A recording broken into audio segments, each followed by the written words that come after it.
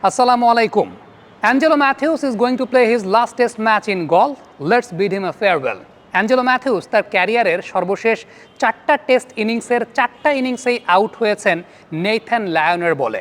Right arm off break bowler এবং সেই 4টে ইনিংসের 4টে ইনিংসে ছিল গল ইন্টারন্যাশনাল ক্রিকেট স্টেডিয়ামে।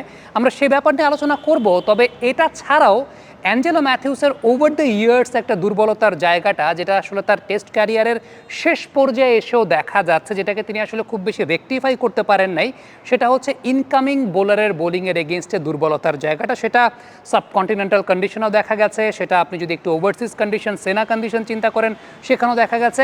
ইনকামিং ডেলিভারিগুলোর ক্ষেত্রে আপনারা এতক্ষণে আসলে পর্দায় ভিডিওগুলো দেখতেই পাচ্ছেন, আমি যে কথাটা বলছিলাম যে ইনকামিং ডেলিভারি যেগুলো একটু নতুন বলার একটা ভালনারেবিলিটি তার মধ্যে দেখা যায়, যে বলটা আসলে nipping back in towards the right handers, এবং এই ধরনের বলের এগেনস্টে যেগুলো ভেতরের দিকে ঢুকছে। দেখেন, একজন great cricketer Angelo Mathews, but যেটা হয় যে যখন আপনি আপনার ক্যারিয়ারের পিকে থাকেন তখন আপনার এই ছোটো ছোটো টেকনিক্যাল যে দুর্বলতার জায়গাগুলো আছে, সেই ছোটো ছোটো টেকনিক্যাল দুর্বলতার জায়গাগুলো আসলে খুব বেশি ম্যাটার করে না। কিন্তু যখনই আপনার বয়স বাড়তে থাকে, আপনি একটু আউট অফ শেপ চলে যান, আপনি একটু আউট অফ ফর্ম চলে যান, আপনার মাসল মেমোরি অনেক সময় আপনার সঙ্গে বিট্রে করা শুরু করে, ওই সময়গুলোতে এই টেকনিক্যাল প্রবলেমগুলো রাইজ করে। এবং অ্যাঞ্জেলো ম্যাথিউসের এই জায়গাটা আসলে খুব ভালো মতো লক্ষ্য করা যায় যে ইনকামিং যে বলগুলো আছে, সেই ইনকামিং বলগুলোর এগেনস্টে তার একটা ব্যাপক রকমের ভালনারেবিলিটি কাজ করে। এখন এখানে আসলে প্রবলেমটা কোথায় হয়? এখানে যে প্রবলেমটা হয়, এটা অনেকাংশে আমরা মুশফিকুর রহিমের সঙ্গে কম্পেয়ারও করতে পারি অ্যাঞ্জেলো ম্যাথিউসের ক্ষেত্রে। আপনি খেয়াল করে দেখবেন, তিনি যখন ব্যাক অ্যান্ড অ্যাক্রস মুভমেন্টে যাচ্ছেন, এরপর যখন ট্রিগার মুভমেন্টে ফরওয়ার্ড স্টেপটা দিচ্ছেন, whether the ball is incoming or outgoing, তার টো পজিশনটা পয়েন্ট করা থাকে পয়েন্ট বা কাভার বরাবর।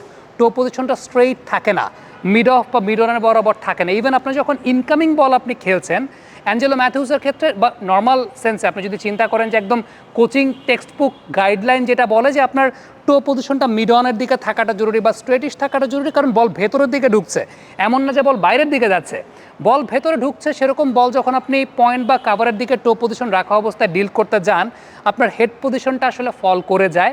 অ্যাঞ্জেলো ম্যাথিউসের ক্ষেত্রে এই প্রবলেমটা আসলে বেশ বারংবারই হয়েছে, বারংবার এখন পর্যন্ত আসলে হয়। ক্যারিয়ারের পিক টাইমে যে সময়টাতে হ্যান্ড আই কোঅর্ডিনেশন বেশ বেটার থাকে বা ছিল, সে সময়টা এইগুলো খুব বেশি বোঝা যায় নাই, কিন্তু এখন এই প্রবলেমটা আসলে অনেক বেশি মাত্রায়। সো আমার কাছে মনে হয় যে বাংলাদেশের পেস বোলার যারা আছেন, নতুন বলে একদম ইনিশিয়াল স্টেজে যদি অ্যাঞ্জেলো ম্যাথিউসকে পান, বলটা যখন হার্ড আছে, তখন অ্যাঞ্জেলো ম্যাথিউসকে পরাস্ত করাটা, কারণ তার এই ভালনারেবিলিটির জায়গাটা আসলে এটা অনেক বেশি মাত্রায় দেখা যায়। সো এটা একটা সুযোগ তারা নিতে পারে। এবারে স্পিনার এগেনস্টে আমি যদি বলি যে নেথান লায়ন তাকে 4বার আউট করেছেন, একটু যদি খেয়াল করে দেখেন, আমি 2টা পয়েন্টে কথা বলতে চাই। একটা হচ্ছে কমন জোন, আপনি 3টা উইকেটের, একটা তো তিনি বড় শট খেলতে গিয়ে আউট হয়েছেন, আমি সেটা যাব না, কিন্তু 3টা উইকেটের জোন যদি আপনি একটু লক্ষ্য করে দেখেন, সেই জোনটা কিন্তু আলটিমেটলি জাস্ট 4 নাম্বার বা 5 নাম্বার স্টাম্পের জোন, যেখান থেকে বল ভেতরের দিকে ঢুকছে।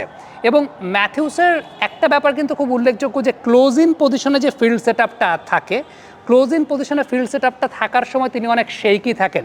Forward short leg, Seely point কিংবা একটা স্লিপ যদি থাকে, শর্টস খুব ফ্লুয়েন্টলি তিনি শর্টস খেলতে পারেন না।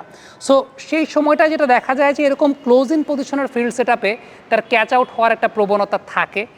উইকেট কিপারের কাছে অনেক সময় ক্যাচ দিয়ে ফেলেন, ফরওয়ার্ড শর্ট লেগে ক্যাচ দিয়ে ফেলেন। আরেকটা খুব উল্লেখযোগ্য ব্যাপার, সেটা হচ্ছে বলের টার্নটাকে জাজ না করে অ্যাঞ্জেলো ম্যাথিউস সুইপ কিংবা রিভার সুইপ করতে চান। আমি একটা ম্যাচের ওই যে সেকেন্ড ইনিংস অস্ট্রেলিয়ার সাথে যদি আউটটা দেখায়, যে অ্যাঞ্জেলো ম্যাথিউস রিভার সুইপ করতে গিয়ে আউট হয়েছেন, ঠিক তার কয়েকটা বল আগেও আবার নেথান লায়নকে তিনি রিভার সুইপের অ্যাটেম্প করেছিলেন, বাট সে যাত্রায় তিনি বেঁচে গিয়েছিলেন। বাট আবারও পরবর্তী সময় ওই যে না বুঝে, টার্নটাকে জাজ না করে রিভার সুইপ করতে গিয়ে আসলে তিনি পরবর্তী সময় আউট হয়ে গেছেন। এখন ওয়ালটন আবারও মিলিয়নিয়ার অফারে ওয়ালটন ফ্রিজ কিনে আপনিও হয়ে যেতে পারেন মিলিয়নিয়ার।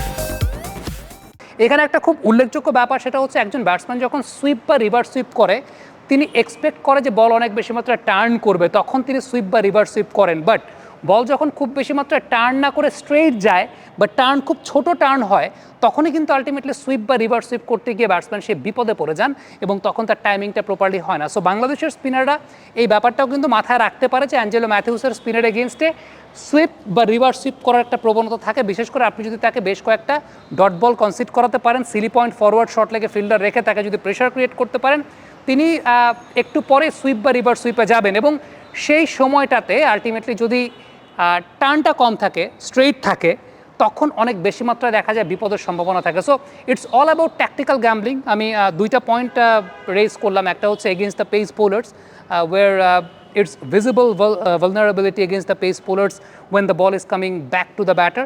So আমার কাছে মনে হয় যে পেস বোলারদেরই আলটিমেটলি অ্যাঞ্জেলো ম্যাথিউসের এগেনস্টে এই ফেয়ারওয়েলটার জন্য ব্যবস্থাটা করতে হবে এবং লিডারশিপের কাজটা নিতে হবে। আফটার দ্যাট স্পিনারদের জন্য যদি অ্যাঞ্জেলো ম্যাথিউস ততক্ষণ পর্যন্ত টিকে যান, দেন একটু প্রেশার ক্রিয়েট করা, keep the fielders in very close in positions, যেটা সবচেয়ে ইম্পর্টেন্ট অ্যাঞ্জেলো ম্যাথিউসের ক্ষেত্রে। কমেন্ট বক্সে আপনাদের মন্তব্য এবং মতামত জানতে চাই।